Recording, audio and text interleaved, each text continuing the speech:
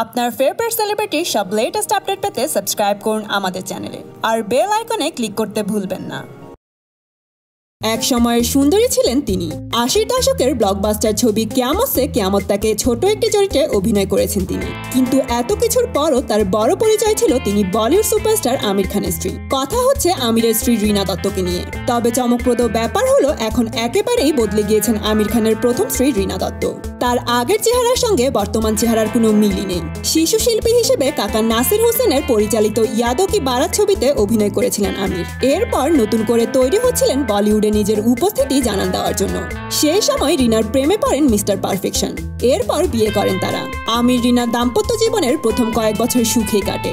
জুনায়েদ এবং ইরা নামের 2 সন্তান রয়েছে তাদের। তবে 2001 সালে লাগান ছবির মুক্তির সময় বর্তমান স্ত্রী কিরণ রাওয়ের সঙ্গে পরিচয় হয় আমিরের। তারপর ভালোবাসায় গড়ায়। পরে 2002 সালে রিনাকে তালাক দেন আমির। সেলিব্রিটিদের এমনই সব লেটেস্ট আপডেট পেতে লাইক এবং শেয়ার দিয়ে আমাদের সাথে থাকুন।